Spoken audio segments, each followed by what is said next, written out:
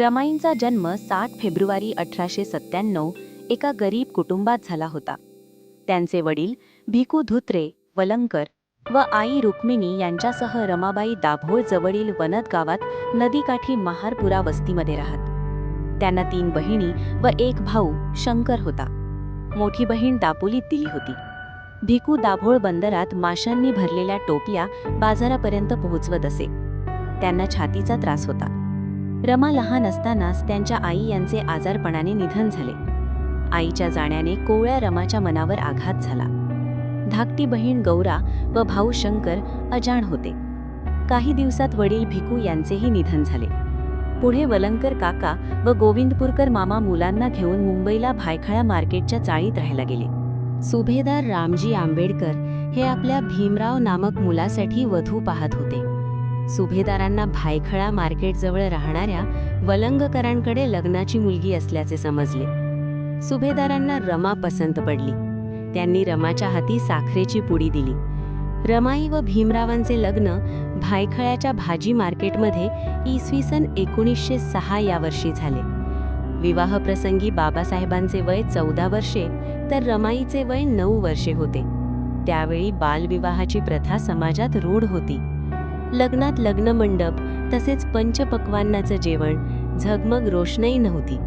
अतिशय साध्या पद्धतीने हे लग्न पार पडले. त्या बाबासाहेबांना प्रेमाने साहेब म्हणत तर बाबासाहेब त्यांना रमू म्हणत. 1923 साली बाबासाहेब लंडनला गेले होते. त्यावेळी रमाईची खूप वाताहत होत होती. ती दुष्काळाच्या आगीत होरपळत होती. बाबासाहेबांच्या कार्यकर्त्यांना रमाईचे हाल पाहवले नाहीत. त्यांनी काही पैसे जमा केले व ते पैसे रमाईला देऊ केले. तिने त्यांच्या भावनांचा आदर केला, पण ते पैसे घेतले नाहीत. स्वाभिमानी पतीची ती स्वाभिमानी पत्नी जिद्दीने दुःखांशी, अडचणींशी, गरिबीशी भांडत होती. मृत्यूसत्र, दुःख, त्याग, समजूतदारपणा, कारुण्य, उदंड मानवता व अथांग प्रज्ञान आणि मृत्यू यांचे सर्जनशील ज्वलंत प्रेरणास्थान म्हणजे रमाई. पती परदेशात शिक्षणासाठी गेले. रमाई एकटी पडली. घर चालवण्यासाठी तिने शेण, गोवऱ्या, सरपणासाठी वणवण फिरली. पोयबावाडीतून दादर माहीमपर्यंत जाई. बॅरिस्टराची पत्नी शेण वेचते म्हणून लोक नावे ठेवतील म्हणून पहाटे सूर्योदयापूर्वी व रात्री 8 नंतर गोवऱ्या थापायला वरळीया जात असे. मुलांसाठी उपास करत असे. अस्पृश्यतेच्या अग्निदिव्यातून होरपळून निघालेले बाबासाहेब आता समाजाला अस्पृश्यतेच्या रोगातून मुक्त करण्यासाठी व त्यासाठी निष्णात डॉक्टर होण्यासाठी अपार कष्ट घेऊ लागले. अर्धपोटी उपाशी राहून 18 तास अभ्यास करू लागले. त्याचवेळी रमाईने आपल्या निष्ठेने, त्यागाने आणि कष्टाने स्वतःच्या संसाराचा गाडा हाकलून बाबासाहेबांना ध्येय गाठण्यासाठी मदत केली. डॉक्टर बाबासाहेब परदेशातून शिक्षण घेऊन मुंबईला आले असता त्यांच्या स्वागताला सर्व आंबेडकरी समाज मुंबई बंदरात आला. रमाईला नेसण्यासाठी चांगली साडी नव्हती, म्हणून त्यांनी छत्रपती शाहू महाराजांनी बाबासाहेबांच्या सत्कार प्रसंगी दिलेला भरजरी फेटा नेसून बाबासाहेबांच्या स्वागतासाठी आल्या. ते बोटीतून उतरताच त्यांच्या जयजयकाराने बंदर दुमदुमून गेले. अनेक जण त्यांना भेटत होते, हस्तांदोलन करीत होते, पण रमाई मात्र लांब कोपऱ्यात उभी होती.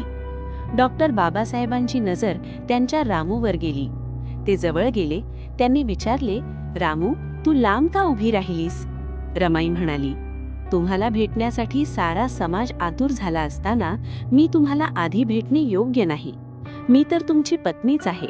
मी तुम्हास कधीही भेटू शकते. रमाईचं शरीर काबाड कष्टाने पोखरून गेलं होते. रमाईचा आजार बळावला होता.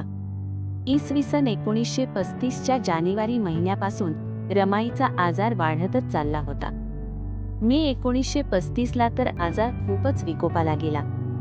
बाबासाहेबांनी सर्व नामांकित डॉक्टरांना पाचारण केले. औषधोपचारही लागू होत नव्हता. एप्रिलच्या शेवटच्या आठवड्यापासून बाबासाहेब आजारी रमाईच्या जवळ बसून राहू लागले. आजारी रमाई त्यांच्याकडे एकटक बघत असत, बोलण्याचा प्रयत्न करीत असत, पण अंगात त्राण नसल्यामुळे त्या बोलू शकत नव्हत्या.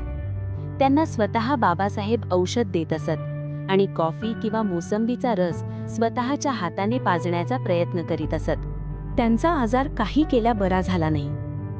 आणि बाबासाहेबांवर दुःखाचा फार मोठा आघात झाला. दादरच्या राजगृहासमोर लाखो लोक जमले होते. यशवंताबरोबर दीनांना पोरकं करणारा दिवस उजाडला. 27 मे 1935 रोजी सकाळी 9 वाजता रमाईची प्राणज्योत मावळली. सर्व परिसर आकांतात बुडाला. कोट्यावधी रंजल्या गांजल्यांची रमाई माता त्यांना अंतरली होती. दुपारी 2 वाजता रमाईची अंत्ययात्रा वरळी स्मशानाकडे निघाली.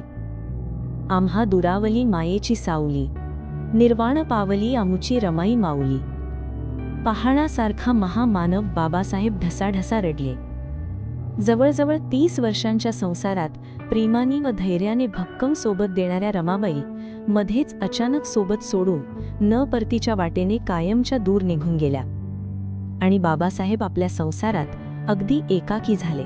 माता रमाई आंबेडकर म्हणजे मूक त्यागाची ताकद, ज्यांच्या आधारावर भारताच्या महान समाजसुधारकाने इतिहास घडवला. त्यांचे जीवन आजही संघर्ष, संयम आणि निष्ठेची प्रेरणा देते.